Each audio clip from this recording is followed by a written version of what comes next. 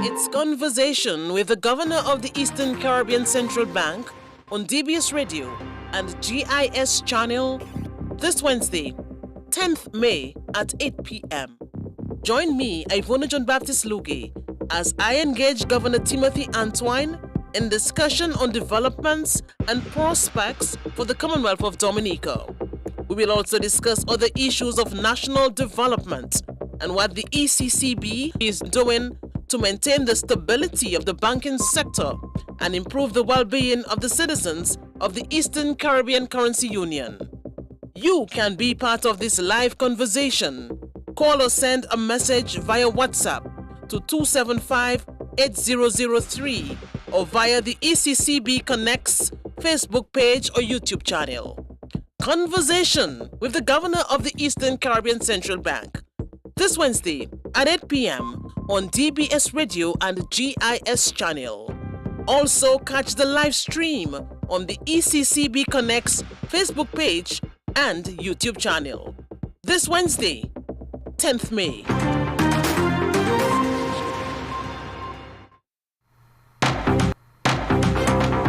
Conversation with the Governor of the Eastern Caribbean Central Bank, ECCB, Timothy N.J. Antoine. My name is Ivona John Baptist Luge. I am the Program Director at the National Broadcaster DBS Radio, and I currently hold the position of Acting Manager at this time. We are the studios of GIS in Dominica, the nature island of the Caribbean. Governor Antoine is from Grenada, the Spice Isle of the Caribbean. Governor Antoine, it is a pleasure to welcome you to Dominica. Thank you, everyone. It's great to be back in the Nature Isle. And let me just say greetings and good evening to all our viewers and listeners, wherever you are in the currency union or around the world. Of course, your position has made you a true example of what regional integration is all about. That is correct. And you would have taken up that post 2016. February 2016. How has it been so far, Governor? It's been great. It's just over 7 years. It feels like 5.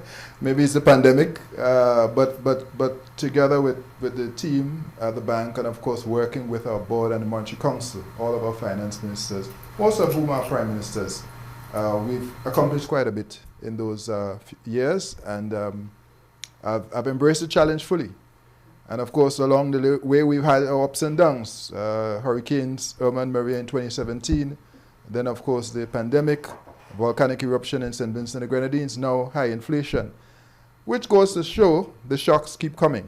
And as a region, we have to continually look to be building resilience. But it's been a great experience, and I enjoy serving the people of our currency union. I really do. I have put together a list of questions, Governor, so I'm looking forward to an enlightening conversation with you this evening.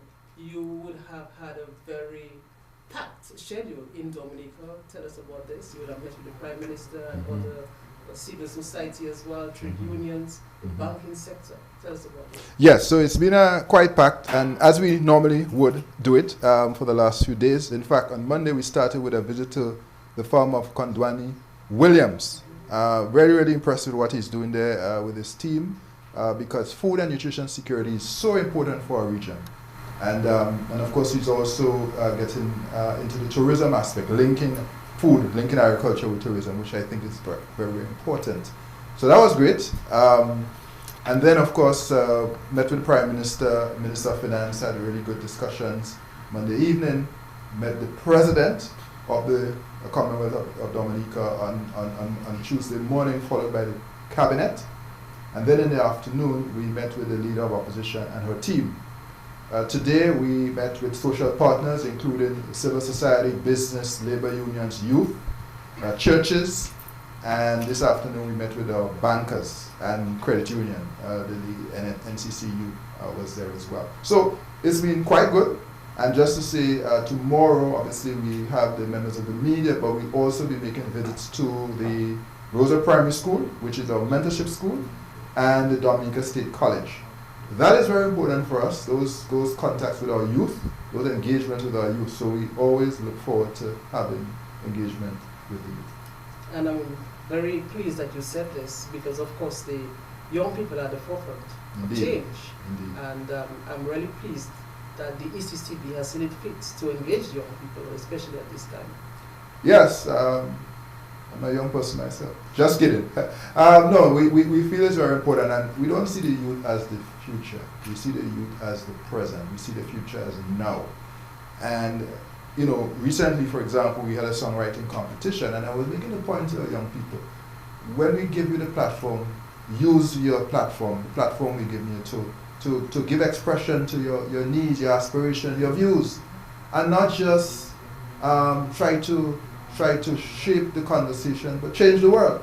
So for us, engaging our youth is extremely important. And you know, as we get into some of the items, the issues, the questions, we could highlight things that we're doing with our young people in the region. Definitely. Governor Antoine, you would have seen challenges, you would have seen successes, hurdles, times, stumbling blocks at times during your tenure. Of course, we alluded to the fact that you started in 2016, and of course you sought another term in office, so you're on another term in office. But what would you describe really as your highlights in your tenure, the highlights of your tenure so far, and what does 40 years of the Eastern Caribbean Central Bank mean to you? Well, highlight for me is the position I'm in to serve the people of the currency union. I love people, and I love serving people. So to explain that, I have to tell you the top life values for me are family, faith, and service. And therefore, I have a strong love for serving. And for me, the greatest joy in my tenure as governor thus far is working with the team at ECCB, the board, the Monetary Council, but serving the people of the currency union. You know, meeting them, hearing from them, responding as best as we can to their needs, their concerns, and trying to make the bank work for them. Because as I tell them when I see them, you know, when we engage, we work for you. Our central bank is your central bank. This is your bank, and therefore that is the single greatest joy. But certainly working with the team, building up, we have over the last 6 years received 6 global awards as a central bank. That's teamwork. And a lot of it has to do with the focus we've had on innovations to improve the currency union, improve what we do, how we serve, how we impact people. So that, for me, I would say is the single biggest joy. Governor Antoine, before we move on to the meat of the matter, let me say as a citizen of the Eastern Caribbean Currency Union that I am proud of what I've seen in recent time with the ECCB, of course. I grew up learning that cricket, culture, music, they solidify us as Caribbean people, the bonds that we share. But the ECCB is becoming a household name, and I can speak for Dominica as well. You have a team that have brought out programs on radio and on social media. So the ECCB is seeing radio as very relevant in this time, and this augurs well, of course, bringing us closer together. You have programs like Financial Information Month. I've listened to some lecture series on health and wellness, food and security, and these are important. Is it deliberate? Very deliberate. When I assumed office back in February 2016, I committed the bank as a chief public servant in the bank to make the bank more accessible to the people of the currency union, to make it plain, make it simple.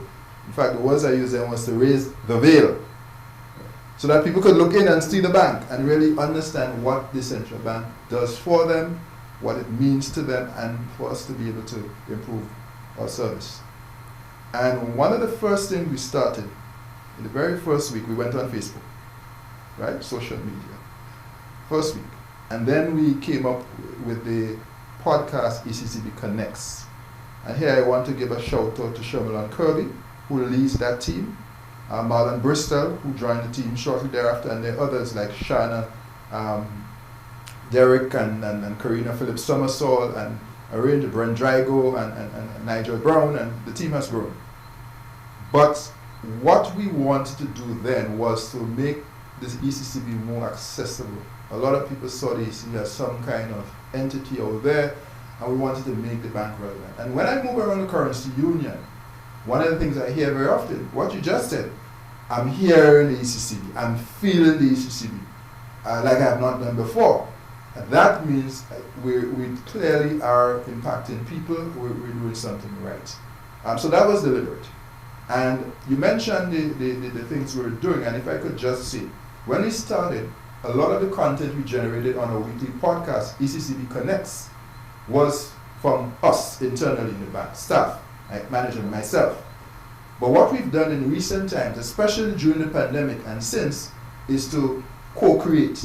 So we have brought people in from the currency union and even other parts of the world to bring content to the people of the currency union. And in fact, as you may know, we were recently awarded by central banking, which is a global award among central banks across the world for communications.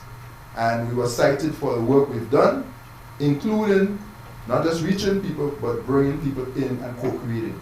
So that is one. Quickly, I just mentioned the Children's Connection radio program, which is aired in Dominica every second Sunday on DBS and I believe Q95, I think, 1 p.m. And that program is a way, again, to get our children involved, make the terms accessible to them, and build their confidence, give them a chance to express themselves, and to really see them grow up, and take responsibility as responsible financial actors. So those are just two examples. And then you mentioned Financial Information Month. I now call it Film Festival because it's taken on, quite a life. And I want to recognize all the film partners in Dominica, who work with us, ECCB, every year in the month of October, which is our anniversary month, to shine a light on financial literacy and empowerment and resilience, whether it's pensions, retirement, small business, online, a range of issues that are important for our people, and to again advance this whole notion of financial literacy and inclusion. So there's a lot to do, but we're encouraged by what we've been doing so far. And the response, the feedback is what energizes us to continue this journey. ECCB has placed a stamp on regional integration. Surely this is well for us. But Governor Antoine, how strong is the EC dollar amidst global challenges? Yes. We have the pandemic, yes, the natural disasters, inflation, and there may be more. Yes. And permit me to add as well, how do we manage these shocks? Right. So, good question. And I'm pleased to confirm tonight, as I've done all week, that our EC dollar remains very strong. At this moment, our EC dollar is backed in foreign reserves by 91.6, almost 92 cents. So in simple terms, for every one EC dollar in circulation with demand liabilities, we have 92 cents in foreign reserves. The law requires us to be always back at least 60%. As we speak, that is close to 91.6, 92%.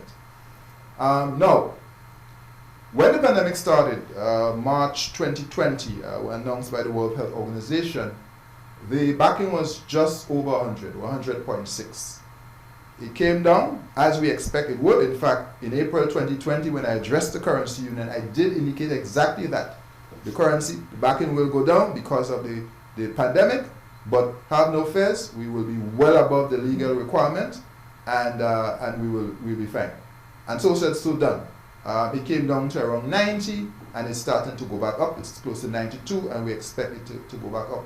Because remember, during this period, there was a time, no tourism, no foreign exchange coming in. It was a very difficult period for the region. But I wonder what this proved is that our focus on maintaining a strong dollar in the Eastern Caribbean over the last, not just 40 years, which is the life of our central bank. We celebrated 40 years this year. But you go back to 1976, July, when the leaders then made the decision to peg the US dollar, the EC, to the US dollar. Before that, we were pegged to pound sterling. 1 pound sterling was 4.80 EC dollars. We moved to the US dollar because it was recognized that the US is now our major trading partner. And so it moved 1 US to 2.7 EC. And that value has been maintained throughout the last 47 years. How have we been able to do that? By maintaining very strong reserves, so foreign reserves. So even global financial crisis, hurricane, the pandemic, high inflation, we've been able to keep the dollar strong because we keep the reserves high, and that has served our region very well. You look around the region, and I don't want to call any names, there are some countries larger than us that cannot say the same in terms of the value of their currency. We have one of the strongest currencies. So we, as a region, we ought to take pride in what we have accomplished there. And the enduring lesson for us is that when we come together as small states, we have the capacity to craft arrangements that work for us. And we have to look no further than the Eastern Caribbean Central Bank. And when I say this, I hail my predecessors, the founders and framers, the people of the currency union, past and present, for what we have been able to do together. And we have to continue to work together to build our countries and our region. Governor, I want to put this in the context of Dominica, because we have been dealt with so much in a short space of time. Yes. So help us understand what the ECCB is doing to help the region confront the challenges of climate change in particular, Dominica in particular. Right. So just to see, Dominica is resilience personified. You just think about all of the shocks over the last decade. You can go before that, but Erica, Maria, COVID, inflation, and all the seasonal storms, flash floods, and everything in between. To see how difficult it has been, and yet the people of Dominica have shown themselves to be resilient, and they're building. I remember coming here in September 2017 after Maria, and seeing the country, flat, as we would say, and to see how you've recovered, how you're recovering, the rebuilding that has taken place, is a tremendous credit to the people, the government, and people of Dominica. And the thing about it is, a lot of the pledges never came. A lot of pledges were made, a lot of pledges didn't come, and the government and people of Dominica worked together. The government had some savings; it was able to deploy those savings to assist in that period, and that was a very, very difficult period. So you ask me how can we help? How are we helping? At ECCB, we do three things: we advocate, we advise, and we act. Those are AAA: advocacy, advice, action. So in terms of advocacy, for example, we advocate for the preservation of the citizenship by investment programs. We understand those programs are very important for Dominica and for the people of our region. And in fact, without CBI resources, Dominica would not have been able to achieve the kind of recovery, because like I just said, many of the pledges never materialized or took quite a while. Some of them have still not arrived. So CBI is important. Prime Minister Skerritt has been leading the regional, has been providing, coordinating at the leadership level of our heads in our engagement recently, for example, with the United States, because we have entered into a dialogue, agreed on some commitments to strengthen the programs and to ensure that the programs could continue to bring benefit to the people of our region. We add our voice to that. A few weeks ago, I was in Washington meeting with the U.S. Treasury following up on that issue. That's an example of advocacy. We give advice. We give advice on fiscal matters. We give advice on financial sector issues. For example, we craft legislation, Banking Act amendments, ECCB agreement, payment systems, securities, a range of things we give advice on. And we then share with our members through the council, monetary council, for enactment in the parliament.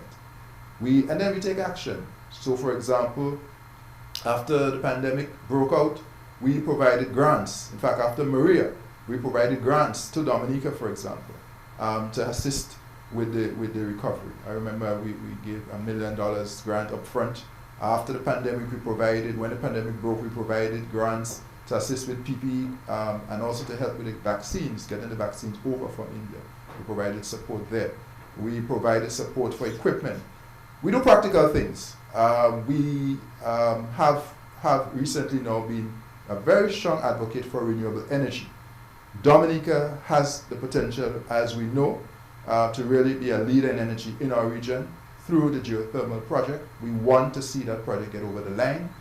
And one of the things we're working on now is a renewable energy investment infrastructure facility, which is aimed at doing two things. One, providing support in the policy regulatory space to help governments make their regimes more attractive for investment, inward investment, local investment, but also financing, because that is a big challenge in our region. Getting financing to implement renewable projects, whether it's geothermal, solar PV, wind, or whatever. So those are just some examples of how we work with our governments, with the government of Dominica specifically, to build and help support the agenda, the development agenda. Well, let's stay a little on the geothermal energy development project, and I want to touch a little on the CBI program as well. Governor Antoine, in terms of geothermal energy in Dominica, we have seen tremendous progress being made in that area. 2 production wells have been completed. Also the drilling of a reinjection well, as well. What is your take on this move towards energy efficient Dominica? Well, I think that's key. I don't see how we transform Dominica or how we will transform our region, the Eastern Caribbean Currency Union, the 8 member countries, without energy transformation. We cannot continue to rely on importing energy, because what we do is that we put our economies at the mercy of oil exporters, the vagaries of the oil market, and we see it. Oil prices go up and they go down. And an economist, they will tell you one of the hardest things to predict, in fact you better not try, is where oil prices will go. Because a lot of the pricing is driven by geopolitical developments, over which we have no control. So it is in our best interests, national and regional interests, to develop renewable energy so that we have energy security. As a practical matter, we are paying some of the highest rates for electricity in the Western Hemisphere. We meaning the Caribbean, including the EC, CCU. And the fact of the matter, 35, 40 US cents per kilowatt hour, that is outrageously high. You compare that with the United States where it's 8 cents, 10 cents, Trinidad, we have to cut that. And if you think about how that will impact households, how it will impact the government, the public finances, businesses, we must, and I emphasize, must move to renewable energy. That is an absolute non-negotiable. So as long as it takes, as hard as it is, we have to persevere. And yes, the government and the people of Dominica have made great strides with geothermal. I know it's taken a while, but there are many rivers to cross, as they would say, but we get in there and we will get over that line. I'm confident we will. We must. But transformation in the region is not possible without addressing energy. Governor Antoine, a few years ago you stated that the coming together of the region's citizenship by investment program is needed. Do you still share that view? Yeah, I think that's important. At the end of the day, this notion that we are competing against each other is folly, and frankly spoken, is ill-advised. We are seen as a brand. So while Dominica has its programs in Kitts and Nevis, Grenada, Antigua and Barbuda, St. Lucia, 5 of our 8 member countries, CBI, we're seen as a brand, we're seen as one. So, notwithstanding the heroic efforts of one member country or 2, the weaknesses of one is the weaknesses of all. Our best chance at preserving citizenship by investment and making it work for us is for us to come together. And that's what we're doing now. So the coming together, as I pointed to, with the Prime Minister's coordinating that effort with the US government recently, is an example of what we must do. Heads of CBI unit, there is an association. That association, we want it to become even more active. And now that we are engaged in this new way, you will see more collaboration. Because this idea of competing and dropping price to get, we believe the market is large enough for everybody to get their fair share. And we feel that it is best if we come together, have common standards. So a simple example. If one application is denied in country A, it ought not to be approved in country B. But we have to share that information. Share it so that we avoid pitfalls and we avoid making mistakes. We believe that even on pricing, we could collaborate more and get better pricing, as in higher returns from the program. So rather than competing and the race to the bottom, we believe that together we can actually get improved pricing. We have a premium brand, and it's for us to recognize that. So I firmly believe in the coming together, and the central bank is available, and we to support our member countries with respect to citizenship members. So you said essentially that we need to have a more harmonized environment. Yes, absolutely. Yes. Okay, sometime last year, Governor, you stated that, and I want to leave the CBI for a while and go and look at the economic landscape. Sometime last year, you stated that the growth performance, and I'm trying to get your exact words, will be influenced, I think, by geopolitical factors. Is this a clear indication that global growth is expected to slow in 2023? It has slowed. Fact, it has slowed. If you look at where the global economy was last year, coming out of the pandemic, to where it is this year, it has slowed. And obviously, a lot of that has to do with the war in Ukraine. Here we are, minding our own business, but impacted by an event many miles away that has affected food prices, energy prices, fertilizer prices, yes? And we have to deal with it. And that has put a damper on growth. In other words, we would be growing even faster were it not for the war in Ukraine and, of course, the related sanctions. As a consequence of the war, we, our governments, are no longer processing applications from Russia and Belarus. That's significant revenue that we are losing. That's a direct consequence of that war, an adverse impact for us in the Eastern Caribbean. We didn't start the war, we have no business in the war. So that's a geopolitical event that is impacting us in real time as we speak. The prices we see in the supermarket, some of those are directly related to, because yes, prices rose during the pandemic because of supply chain disruptions, but then those ease. But as those ease and things started to settle down and things were coming back down, then the war broke out. Shortages of all manner of things, hoarding by some countries because they are worried about shortages.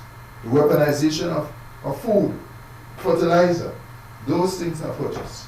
And as small countries, we import all of these things. All of these things we import. So again, that's a lesson for us to do even more in respect of food and nutrition security. So not just energy, which we spoke about earlier, but as a region, food and nutrition security has to be a major focus. And Dominica has to lead the charge in the current scheme. You are best positioned to do that. So that target of reducing our food import bill by 25% by 2025 has to be pursued with vigor. It's a stretch target, it's not easy, but we have to pursue it. And like we've been saying, if we're going to pursue that, you must tackle 3 particular categories. Meat, grains, that includes cereal, breakfast products, oats and all of that, and fruits and vegetables. Because those 3 categories account for more than 50% of the basket. Dominica is well placed to move forward on that, in fact lead on that, while every country does its best to hit the target or at least get close to the target. And I want to look at that after the break. Okay. Very important issue, agriculture. Yes. Food security. Food. We have to look at this. Yes. I want to look at this when we come back. You are listening to Conversation and viewing as well to Conversation with Governor of the Eastern Caribbean Central Bank, Timothy N.J. Antoine. We'll be back in a moment.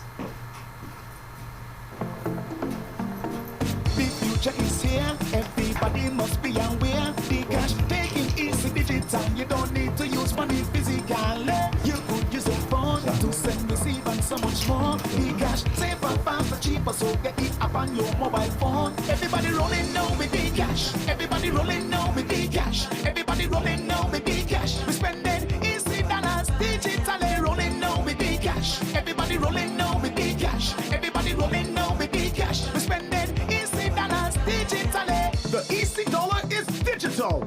Make payments safer, faster, and cheaper with Dcash.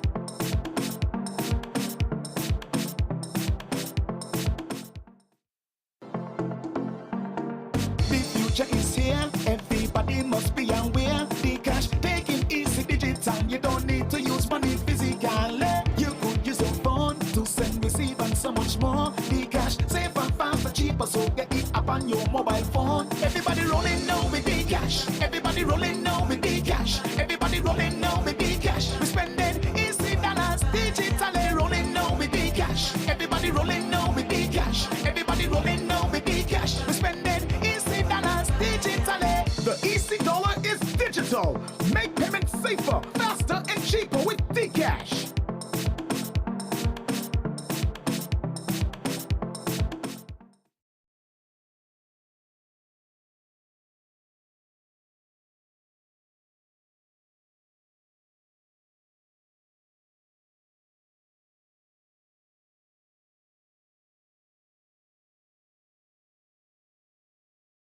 Conversation with the governor of the ECCB. Of course, he's on a mission throughout the Caribbean, and this time he is in Dominica, and it's a pleasure to have him here. Governor Antoine, there's a lot I want to look at, obviously, the banking sector and so many other issues I want to look at. But I want to stay on the economy a little. In my preparation for this conversation with you, Governor Antoine, I read about the IMF's work on the Eastern Caribbean Policy Union. So there's an article which states that Dominican economy is expanding strongly, but faces headwinds from global inflationary shocks in fact. What should Dominica keep doing, and what should we consider implementing? Well, I think you already have a focus on the important things. And during this week, we affirmed that and sort of encourage the government and people of Dominica in the areas that we call the theaters of transformation. What are those theaters?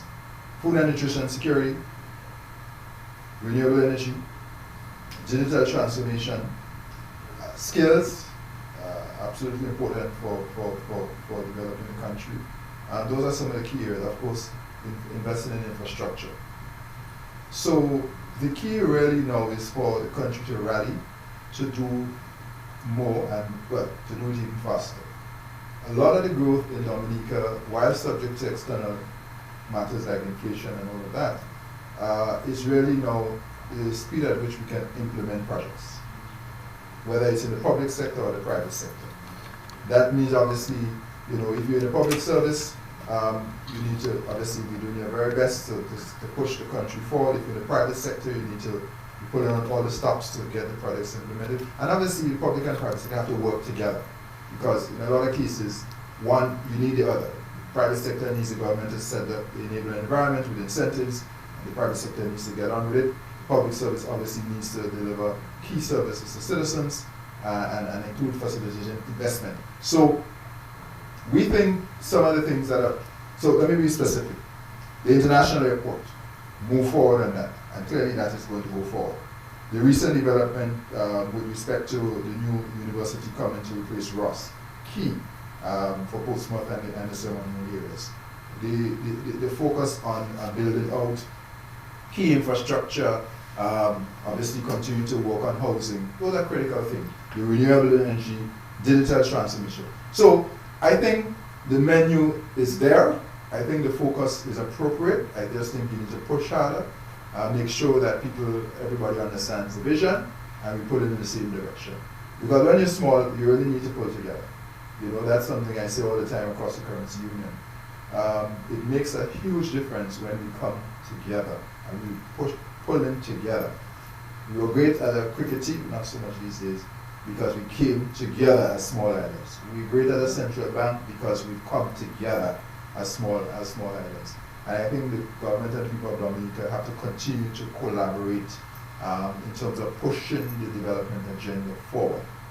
On food, I particularly feel strongly, and I've said this already, that Dominica has to, you already export food, but you have to take it to scale. So one of the questions we've been asking this week, everyone, is what will it take to double the size of Dominica's GDP over the next, say, decade? Dominica's GDP right now is 1.2 billion. What will it take to double that? And what is your role and my role? We have to understand our role in pursuit of that goal. And when we say GDP, it's not just about the economy and it's not just about numbers, it's really about opportunity. Opportunity for people to express themselves, for people to grow, for people to be their best selves, to fulfill their potential, for young people to dream dreams and pursue their dreams, their ambitions. So that is a term of art to simply talk about how we expand the pie. More of us share that pie and we pursue our best selves. That is a challenge that we've been putting to Dominica and in fact the currency. Let me just inform our listeners that you too can participate, our listeners and our viewers, of course, you too can participate. The telephone number is 275-8003. You could call and you could also send a WhatsApp message to that number. And in a short while, we will take some of the questions. I think they are coming in already. But Governor, in recent years, we have seen tremendous changes in the banking milieu in the region as a result of a paradigm shift, I would imagine, globally. Just this year in Dominica, we saw the withdrawal of the Canadian bank. So banks are pulling out in the region. Help us understand what this means, because people are concerned. Yeah, I understand that. I mean, the truth is a lot has happened quickly. In the last 3-4 years, as you said, the Canadian banks, several of them have left our region.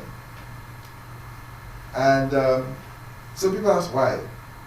And so the truth of the matter is that while the Canadian banks were making money in our region, they felt they could make more elsewhere. So when they are making these decisions in boardrooms in Toronto, Canada, for example, they ask a simple question. How much money did I make in Dominica last year? How much did I make in Jamaica? Bahamas, Mexico. That's okay. So I made 10 million in the Eastern Caribbean. I made 25 in Jamaica. I made 50 in Bahamas. I made 150 in Mexico. Well, let's go to Mexico. Let's take our capital and go. Those are the hard decisions they're making. And people have to understand that. There's no sympathy for small states. And the people who are making these decisions, by the way, their bonus is tied to profitability. Their prospects for upward mobility in our region is tied to those sorts of things. Just understand corporate and what is going on in the corporate world. So they have moved on. I think it is also true that they were getting a lot of stiff competition from indigenous banks and of course credit unions. The market has changed. I mean, 20 years ago, Canadian banks dominated the space. The indigenous banks have become bigger. For example, here National Bank of Dominica, the credit unions have emerged. NCCU, for example, is now bigger than some of our smallest banks. The credit unions came together, merged, consolidated. So the landscape has changed. It's changed for the Canadian banks, it has changed for us who live here. And so what we're seeing is a shift from a time when the Canadian banks dominated the landscape to a time now where the indigenous banks control almost 70% of banking assets in the currency. Which should be a sense of pride. It should be. I mean, we like to say, let us control the commanding heights of the economy. That includes banking and the key sectors of the economy, industry and so on. Well, we now control banking. So now, the onus is on us to demonstrate continually that we can meet the moment. That having been entrusted that responsibility, we can in fact deliver for the people. The scripture says, to whom much is given, much is required. our indigenous banks, I believe, are capable of stepping up to the moment. And so, as a central bank, one of the things for us is that we pay very close attention to our banks in terms of supervision. Every few weeks we are in one of our banks examining on site what they do. Because I was about to ask you if the ECCB has implemented strategies Absolutely. recently to maintain the stability of the sector. No. We have to. We understand what is in front of us. We are out in the field. We absolutely issue standards. So all the time. We issued a standard recently on technology to help manage risk in the cyberspace in our banks. We've issued standards on impaired assets, bad loans. We issue standards on a range of things, valuation, a range of things. We continue to do that. And of course, we continue to constantly monitor, supervise our indigenous banks and all of our licensees for that matter, including any Canadian banks still in the space. So that is something we must continue to do, because at the end of the day, what do people want to know? What's the question they want answered? Is my money safe?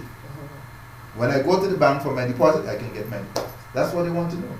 So we take that very seriously, and we continue to provide the oversight for the financial institutions under our watch. What I've said to the banks, and I know they appreciate that point, is that they have to continue to demonstrate and to continue to improve customer service. Customer service. I will also tell you, we have heard complaints from people about issues like bank fees and charges. Yes. About maybe sometimes how they feel the bank has treated them or not treated them. And I want to say, in response to those concerns, we've heard you, and we are now in the process of setting up an office of financial conduct and financial inclusion at the central bank.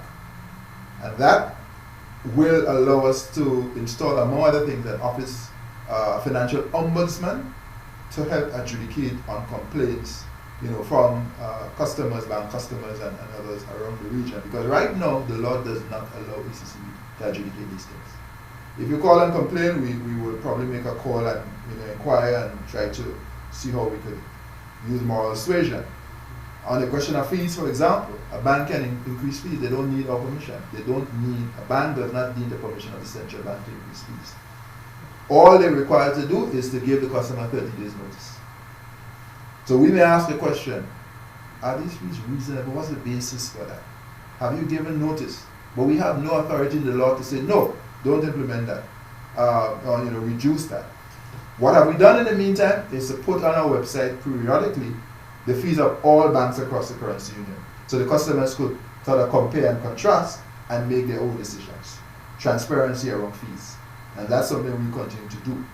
But clearly, there is a need for some market conduct, some authority to be able to help with this question of consumer protection in the financial services sphere. And I want to be clear, the idea of the Office of Financial Conduct is not just for banks. The idea it is for all financial services. So whether it's credit union and insurance. In practical terms, the regulator for banks, credit unions and insurers and so on, which is national, here in our case the FSU, we will have a collaboration.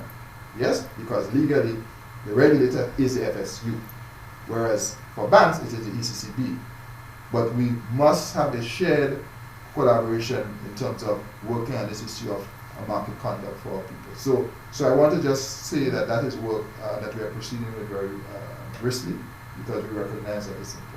I want to delve a little deeper into the credit union aspects of it, but let me just take a question from someone who has transcribed his question to text. Mm-hmm. And he's saying, Governor Antoine, apart from the CBI, what advice can you or have given to the governments of Dominica in obtaining a sustainable economy? I think we alluded to that. You touched on that earlier on, but you could also emphasize again. Yeah, well, no, I mean, I think we continue to have a good open dialogue, as we do with all our governments. Now, the truth of the matter is, we have said, for example, with CBI, what you do with CBI is important. How you use the resources. We've been very clear, you don't want to use CBI for recurrent expenditure. You don't want to use it for paying salaries and paying utilities. You want to use it for investing in the productive sector, in the transformational sectors, and you want to invest it as well in debt reduction, because to the extent that you save, you then are able to deploy for other activities, whether it's education, health, housing, and so on. I think generally the government has been doing that. Obviously, after Maria, they had to make some hard decisions because, the country needed every cent it could get to help speed up the recovery, and obviously they had to move away from that. But as I understand it, that is a commitment by the government, and we'll be very clear, because not only is it the right thing to do, but we also have to be mindful. As I said before, we don't know how long the CBI will last. We want it to last a long time because it's a very important program for our people.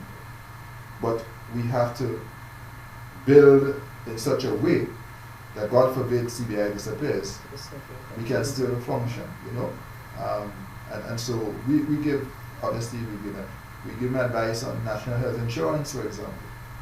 It's an important idea, but it's a very expensive concept, expensive to implement. So we'll be very particular. There's some guidelines. We say, if you're going to pursue national health insurance, be very careful. Here are 3-4 things that you need to be doing. Practical things. Obviously, the fiscal area. We give advice on fiscal resilience frameworks. We give advice on hurricane clauses. Putting in these things in our debt contracts so that we could have an ability to stand still. Very simple. How does hurricane clause work? In the event of a major hit, a major hurricane, for example, you ought to be able to stop servicing your debt for a period of time, whether it's 1 year, 2 years. Use that liquidity to help you recover and rebuild, and then resume servicing. It's similar to the moratorium, for example, during the pandemic that the banks gave, but it needs to be upfront. It has to be agreed on with creditors, and you can't do that when you get a hit. You're not in a strong position to negotiate, and frankly, you don't have the time and energy. You focus on recovery. And I know that from hard experience after Hurricane Ivan in 2004, when I was then Financial Secretary in Grenada. So that was pioneered in Grenada first 2014, 2015. Barbados then took it to a whole another level. It is now the single largest issue of debt contracts with what we call hurricane clauses or climate resilient debt instruments. But we're saying we need to see that across all debt contracts, new contracts going forward.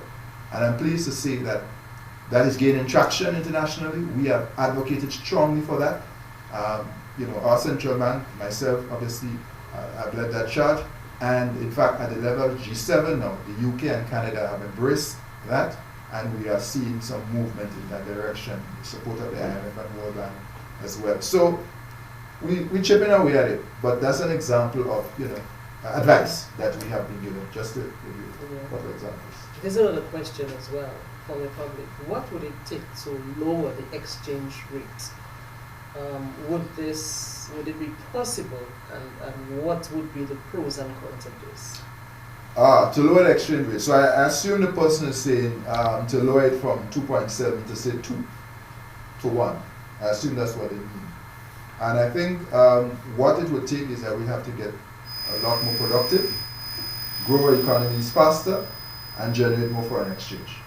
So to the extent that we're able to transition to renewables, for example, where we save in foreign exchange, a dollar saved is a dollar earned in foreign exchange terms, to the extent that we're able to take food to the next another level, and we reduce our importation of food, because last year or year before we spent $1.6 billion on food, for example. If we could do those things, the theater of transformation, then we might have additional foreign exchange and foreign reserves to take another look at the valuation of the exchange rate, at the parity, and see whether we could move it down from, say, 2.7 to 2. But there are other implications as well that we have to understand with that, in terms of debt servicing arrangements, the cost. So it's not a simple issue. But when you do that, you also have to understand that the cost of your tourism, for example, will go up because we export tourism. So your exports will rise, the cost of the exports. In a world where we are small and are price takers, we have to understand that's a very competitive tourism market, global market, where we have a very small share in the global scheme of things. There are implications for competitiveness. So it has to be carefully studied. It's nice to say, okay, 2 to 1, but what are the implications of that? And I mentioned a few debt exports possible. So, but I think even to have that conversation, we will have to have significant more foreign reserves coming in from productive sectors, especially tourism, food, energy, in terms of the transformation. Someone is also asking, Governor, what is the ECCB doing to facilitate access and encourage investment on the regional securities exchange? Yeah, thanks for that Interesting question. Yeah, it is, because it is tied to our view on this whole notion of wealth creation. And by the way, we see wealth creation as a key element of building resilience at a personal level, at a household level. And I've cited this many times, and I will do so again this evening. In the United States, almost 3 in 5 persons, 60%, invest in the US stock market, generate wealth, generate income and wealth from the US stock market. What is that number in the ECC right now? 4%. 4%, 1 in 25. We are missing an opportunity to tap the regional and international capital market to help generate wealth. We are good savers. As we speak, we have $25 billion in savings in the currency union. But when it comes to investing in the financial markets, we have not done it so well. We invest in real estate, we invest in business, which is good, fine. But there's also another opportunity to invest in the financial markets. So it's about savings and investing. Saving and investing. So what are we doing? Very soon, in a matter of a few weeks, you're going to hear about a mutual fund, which is to allow people to be able to buy units and have access to regional and international capital markets. That's an important step. We are working on education with respect to linking our stock exchange with the other stock exchanges and using Blockstation, a Canadian outfit, to allow people to be able to trade in virtual assets in a safe way. We are in discussions, we've been looking at the Jamaica experience, the Jamaica Stock Exchange, with the Junior Stock Exchange, and looking to see how we could bring some similar type framework arrangement to the Eastern Caribbean Currency Union. The Home Mortgage Bank, which I chair, has in fact been making more and more of its corporate paper available to not just institutional investors, but individual investors. But the truth is that at the moment, a recent survey that we did about investments in the Eastern Caribbean securities market showed that of the securities, 98.5% are invested by institutions, which means only 1.5% by individuals. We need to see more people involved in the stock market at a regional level. And I want to make the point, in bringing them to the market, they are not just investing in the regional market, because the regional market is small and it's narrow. The regional and international market. And that's what, for example, the mutual fund will allow them to do. We can also take your calls. 275-8003 is the number to call. And we are also getting more questions as we speak to the governor of the Eastern Caribbean Central Bank. I'll take some questions from the public in a short while again, Governor. But I wanted to look at we were looking earlier at the financial sector. We looked at banks, and you mentioned credit unions. I want to look at the credit union movement and how it fits in all of this. The credit unions, of course, are part of this financial landscape that we speak about. I'm asking this because I can recall presenting news sometime, I think it was last year, and one of the items looked at credit bureau operations in the ECCU, I think, to begin sometime this year. I'm not sure it has been. So what is the status of this? The credit bureau is coming. In fact, it's already started work through the credit reporting bill, which has been passed in Dominica and in, I believe, 7 or 8 countries. So I just think it's 1 country left, Angola, to pass. That the operator for the credit bureau, Everyday Data, has been licensed by the ECCB and has now begun to arrange what they call subscription agreements with financial institutions, banks, credit unions, utility companies, and others. So the credit operator has started, and you will hear a lot more in the next few months because they will be doing a big marketing campaign and so on. But right now, they are actually negotiating, finalizing agreements with various banks. So I know a number of banks here have already also they started to engage on that. So the credit bureau is coming. It literally has started work. The public will hear and see more of it. But how different the government is, the regulatory framework with credit unions are concerned? Well, the credit bureau is available to the credit unions. So it doesn't matter who the regulator is. The credit unions can have access to the credit bureau. There is an agreement, there are terms, there's a particular service, a subscription service, you pay a fee to be able to get access to the credit bureau. For the customer, I think you get one free report every year, I believe. So it doesn't matter. The ECCB, the FSU here, whatever the regulator, the credit unions can in fact be part of the credit bureau. And we want the credit unions to be part of the credit bureau. Because we understand the value a credit bureau brings. The fact of the matter is wherever a credit bureau has been established around the world, credit has increased. It facilitates credit. Given the role of the credit unions, its important role, their important role, the movement in our region, we believe that they too should be part of the credit bureau. And in my discussion with credit unions, they want also to be part of that. So while the credit bureau has started with the banks, because they're the largest, 80% of our financial system consists of our banks, it is very clear that credit unions and others, insurers and others, can be involved, should be involved. And so far, they're starting to engage these financial institutions. Governor, I want to move on to another area. There are small businesses that experience difficulties in getting access to credit. But I will quickly add, though, that in Dominica, and I can speak for Dominica, of course, we have a small business support unit. And as recent as last year, I think a $27 million loan facility was launched to assist small businesses. But what is being done from the ECCU's end to provide small loans, because a lot of small businesses have a hard time getting access to credit? Yeah, it's a very important issue, and something we hear all the time. Access to credit is an impediment, it's a big issue. What have we done lately? In October 2020, we launched the Eastern Caribbean Partial Credit Guarantee Program. What is that? Essentially, small businesses can access loans up to $750,000 with a guarantee of between 75 and 80%. Those loans have to be done, the guarantees, through your financial institution. So whether it is your bank, your credit union, or your development bank. In Dominica, NBD and Republic have already signed up and are now part of that program. NCCU is having the discussions now.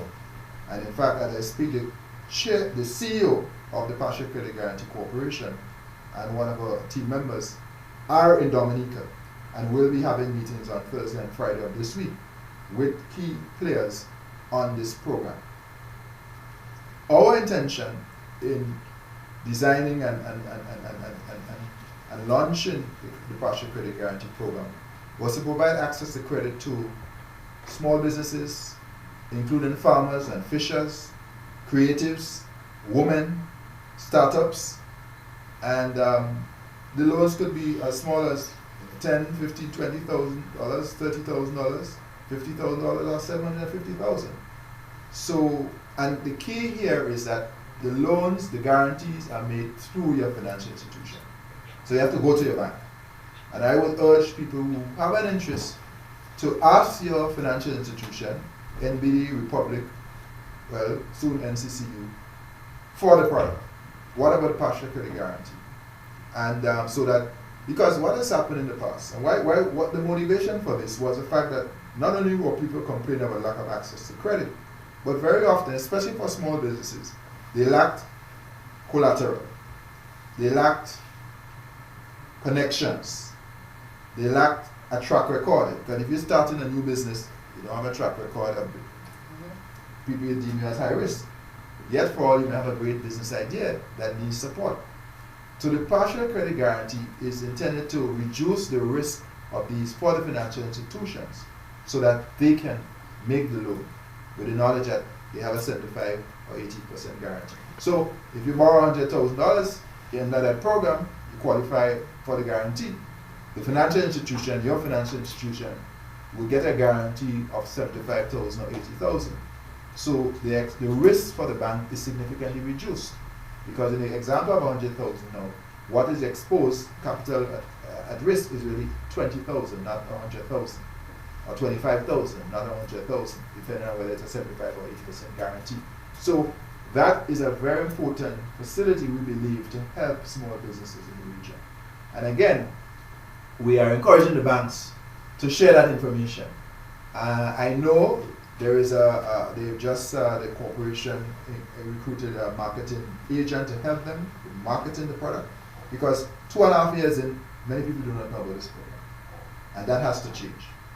And we want to see. So far, I think when I looked at the numbers, the guarantees issued in Dominica so far, I think there have been 7 guarantees valued around just over $400,000. That's a start, but we could do better. We need to do more, a lot more. And that's what we expect. An aggressive marketing campaign has to be launched. You're listening to Conversation with the Governor of the Eastern Caribbean Central Bank, Timothy N.G. Antoine. We'll take a short break. We'll be right back. The future is here, everybody must be aware. The cash taking easy digital, you don't need to use money physically. You could use your phone to send, receive, and so much more. The cash safer, faster, cheaper, so get it up on your mobile phone. Everybody rolling now with the cash. Everybody rolling now with the cash. Everybody rolling now with the cash. We spending easy dollars digitally, rolling now with the cash. Everybody rolling now with the cash. Everybody rolling now with the cash. We spending easy dollars digitally. The EC dollar is digital. Make payments safer, faster, and cheaper with Cash.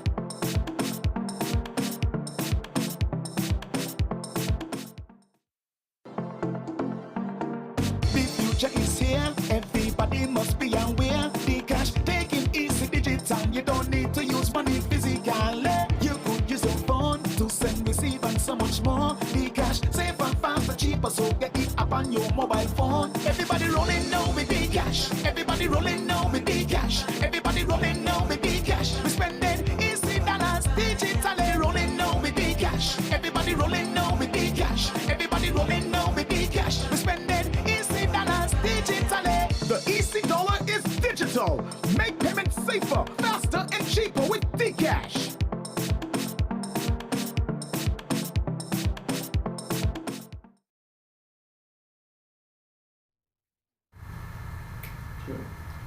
You're listening and viewing Conversation with the Governor of the Eastern Caribbean Central Bank, Timothy N.G. Antoine. We have covered a lot, and of course time will not permit us to cover that much again. But Governor, I want to ask though, I want to move on to another area. The economy is becoming increasingly digital, of course, for want of a better term. So I want to look at this. What are you seeing? Well, that's the digital economy. Yeah, that's the future, and that future is now. We have to build out a digital economy in Dominica and the Caribbean. That's where the world is at, and we can't be left behind. And I'm going to be very clear. In this digital economy, we cannot be simply consumers. I say this all the time. We have to be producers. So, the easiest thing is to go on Amazon and click and buy. That's consumption. What are we selling on Amazon or eBay? That's an important discussion, because the world is our global market.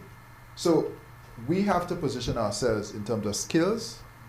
One of the legacies of the pandemic is the fact that people can work from anywhere in the world with a good internet connection. So Dominicans can work from Dominica for US, UK, Canadian companies, Chinese companies. Dominicans who are in the diaspora can come home for months at a time and work from home. That's important, we believe, for that seizing the opportunity in the digital economy, but also helping to grow the local economy. What will it take to double the size of the economy? It will take digital transformation, for example, like I just alluded. In doing the build out, we have to look at enablers like skills, like finance, But we also have to look at safeguards like cyber security and data protection. And we are doing work with the World Bank through the OECS, CARICOM Impacts, ECTEL, and so on this area with the governments, our governments, because that is an important consideration. We want to digitize government. Government services should be easy to access. It has nothing to do with who knows who. You should be able to get on a computer, get on your smartphone, and access government services. Whether it's an application, whether it's for a license, for a passport, whether it's to pay your taxes, you should be able to do all of these things online. That's important. It's time and money, and ultimately, if a tourist is coming and a tourist wants to be able to make a purchase, buy a craft item, they may not have US dollars, they probably don't have EC dollars, but they have their smartphone. They ought to be able to make payments using that. If you're not in that space, you're going to lose the sale. You're not going to get a business. Tourists are not going to walk around with wads of cash. That's not advisable, certainly. But they will have the ability to make payments through a smart device. So practical ways for people to benefit. If you end up on a farm and you want to buy produce, or you want to buy some guava cheese or some sugar cake or some whatever, juices, you want to be able to make those payments. Practical examples of how this should work for all of us, including our small businesses and our local people. So we are very keen to encourage the build-out of the digital economy.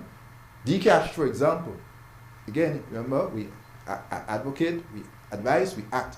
Dcash is a project, it's an action to make payments more seamless. So small businesses don't have to purchase these point-of-sale machines and pay 4-5% for every sale.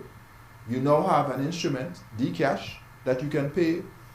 You can pay the person, you can pay business to business, business to people, people to people. That's what we have delivered. And of course, we have to do a lot more marketing and all of that with Dcash. But again, we've heard people complain about these things. As a central bank, we've been trying to bring solutions to assist with these issues. Let's look at cryptocurrency, blockchain. How are you seeing? Well, I'm glad you raised that, because I have to address a pet peeve I have. Is this an elephant in the room? Yeah, this is an elephant. Thank you, Ivona. I'm walking right into that room. I hear people say, well, I've heard the governor of the central bank say be very careful with cryptocurrencies. But ECCB has launched a cryptocurrency. ECCB has not launched any cryptocurrency. I want to be very clear to everyone. Dcash is a digital currency. What's the difference? Dcash is the EC dollar in digital form. It has the full backing of the foreign reserves of the central bank. It is your EC dollar. That is very different from Bitcoin, which has no underlying asset. And the value is determined by speculation, buying and selling. That's why it could be 50,000 2 years ago, 20-something thousand now, tomorrow it might be something else. Contrast that with your EC dollar. 1 to 2.7, 1976, 1996, 2006, is 2023. Is the same value. So what we've created is a product that is safe for use. On cryptos, I have to be very clear. There is significant risk. So I ask people, if you are going to go into cryptocurrencies, what do you know about cryptos and the people who are investing in the area? If you have a problem, who are you going to solve it? Is it regulated? Very often it's not. Can you afford to lose this money? And for heaven's sake, do not borrow money to invest in cryptos. Because if you lose your money, you still have that debt to pay. Having said all of that, if you decide that you still want to invest in cryptos because you could afford to lose the money, that is your choice. People come to me very often and ask me, but when they ask me, they've already made the decision. All I can do is give you advice. We advise. So we have put out several advisories on cryptos. Some people have gone in and have made some money, but some people have lost money. But you can't borrow from your parents, your friends, your family, whatever, from a bank or financial credit union to go in cryptos. That's not a good idea. Don't do that. chances are you may lose that. You speak about this with passion, Governor. Yeah, because I don't want to see people get hurt. I mean, life is tough. People work hard for their money. I don't want to see them get hurt. That's our role is to point out these things. It's nice when you get out and you say, okay, I put in 100 and I got out 200 or whatever. That's the good part. But a lot of times it's also the reverse. I've lost the money. The value has plummeted. And then, what do? Do I hold on and hope it comes back? Or panic and take it?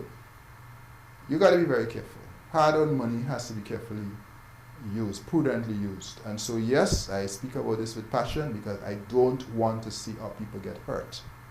That's why I just said all that I said.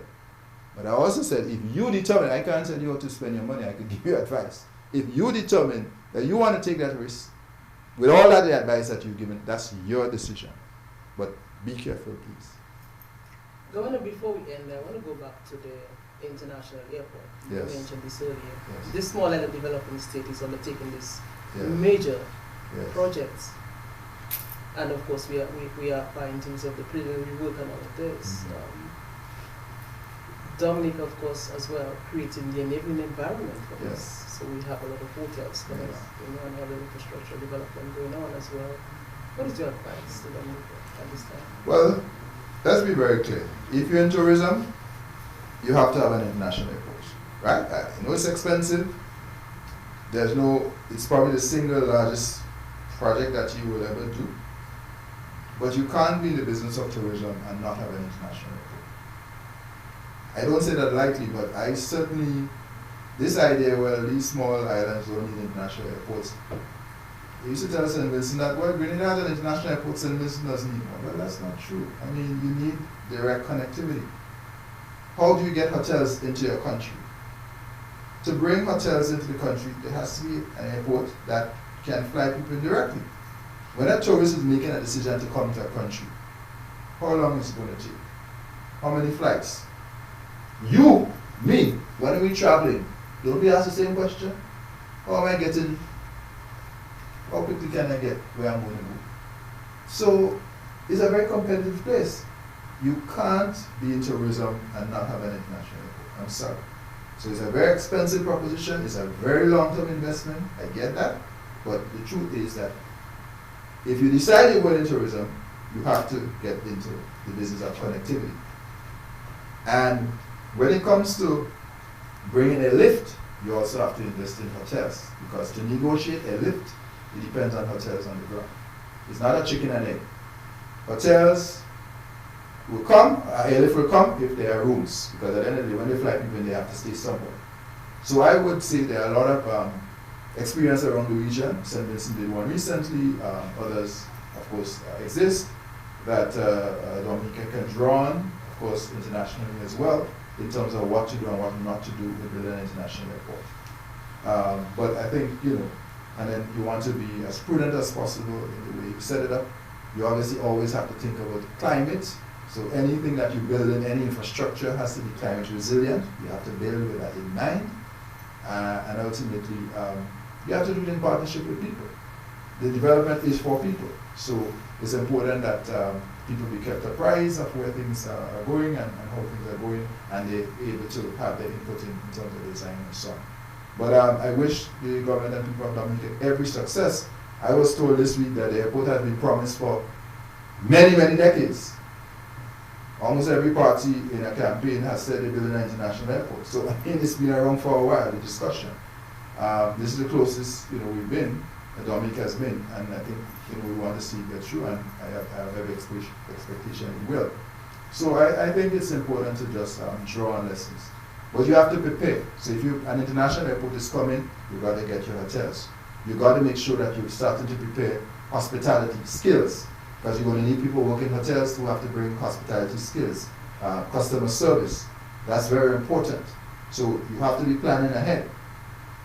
These hotels have to be built by a certain time, because if the airport is open and you don't have hotels, then you can't get a lift because there are no hotels to put people in. You've got to train staff. What are the things that you need for a dynamic tourism product? You have to look at product enhancement. And you bring more people into the country. Dominica is a big country, lots of opportunities, ecotourism and so on. Where are they going to go? So you have to look at, so for example, the cable car thing that's going on now, that's a very important development. Addition to the product. in preparation for. So that might be a 3-year project, but by the time that is winding down, the airport might be almost ready, So you're starting to align these projects to give you the best development impact and the biggest benefits of the country. So again, I want to extend best wishes to Dominica in that pursuit. Governor, as we end, let's get your closing remarks. Very enlightening conversation with you. I'm hoping that I'll get the opportunity to talk to you again some other time. There's so much that we have to discuss as a region. But your closing remarks, 40th anniversary of the ECCB, I'm sure you will end on a note of... Right, yeah, so joy. This year is for the ECCB at 40th year of reflection, celebration and implementation. And our Deputy Governor, your very own Dr. Valdo Henry, is chairing our planning committee. We have a list of activities calendar throughout the year. And we have a song by your very own Colton T. Yes, ma'am. Yes, sir. And so we're very excited because it gives us a chance to showcase what we as a people have done together through the ECCB.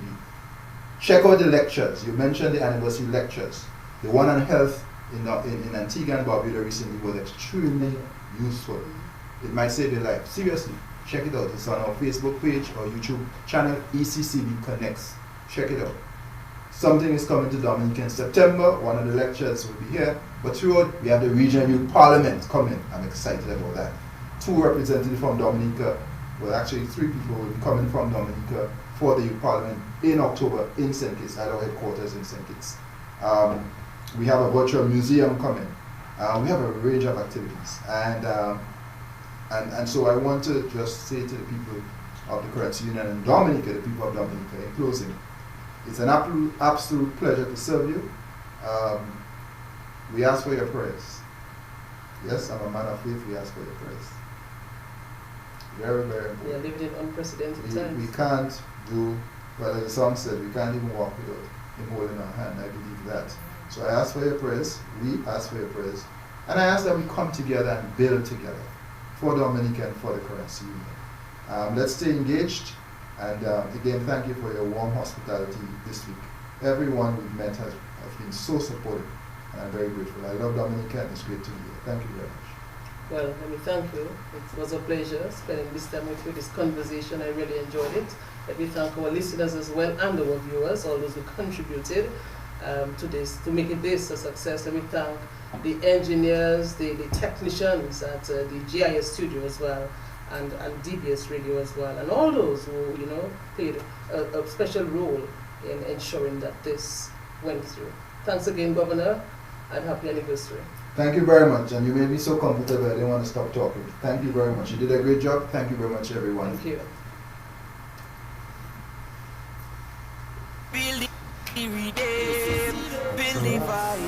Thank you very much.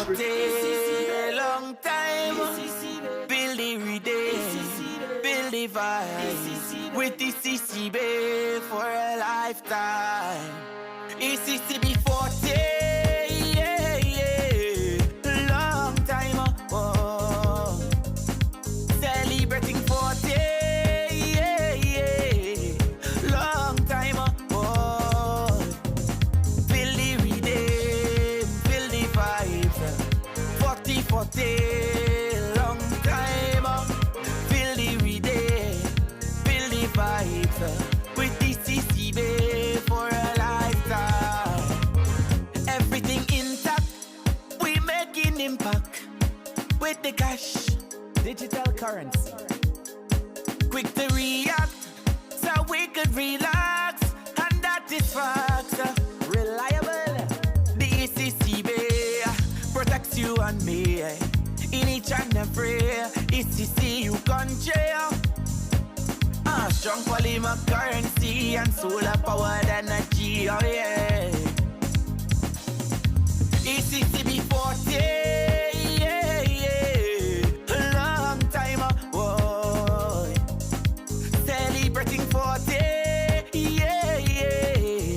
long time, whoa. Feel the rhythm, feel the vibes, 40, 40, long time.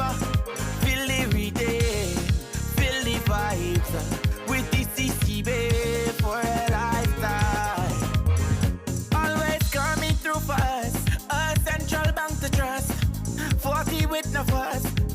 wait for 40 plus. Education, 40 plus. Wealth creation, 40 plus. Teach transformation. The ECCB protects you and me in each and every ECCU country. Regional brilliance and vigilance, oh yeah. ECCB 40, yeah, yeah. Long time ago, celebrating 40, yeah, yeah. Long time ago, feel the rhythm, feel the vibes. 40, 40, long time, feel the rhythm, feel the vibes. With ECCB for a lifetime. ECCB, our financial guide. Side by side, we go match with pride. ECCB, our financial guide. Side by side, we go match with pride.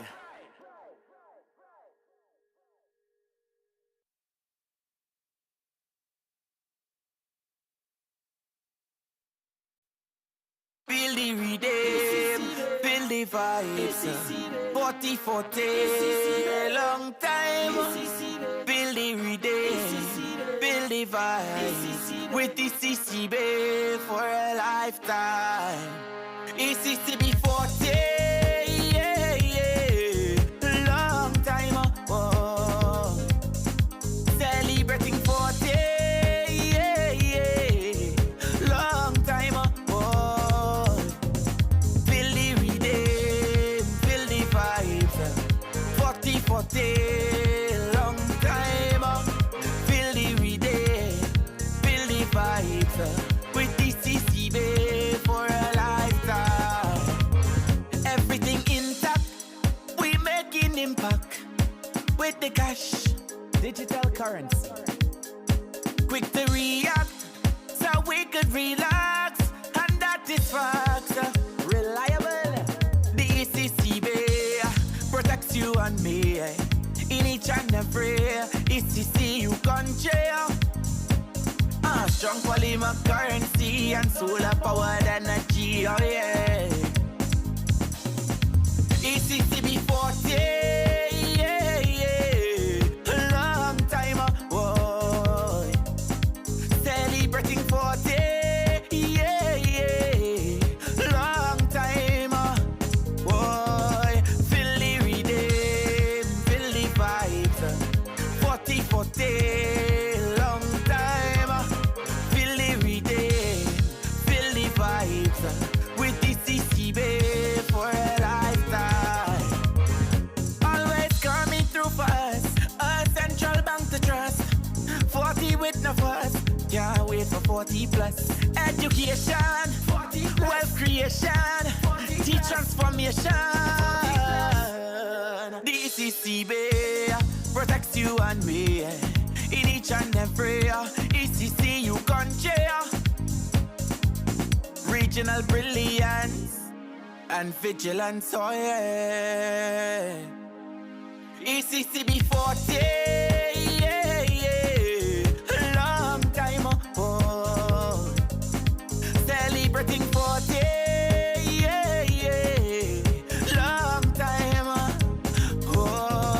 Feel the rhythm, feel the vibes. 40, 40, long time. Feel the rhythm, feel the vibes. With the ECCB for a lifetime. ECCB, our financial guide. Side by side, we go match with pride. ECCB, our financial guide. Side by side, we go match with pride.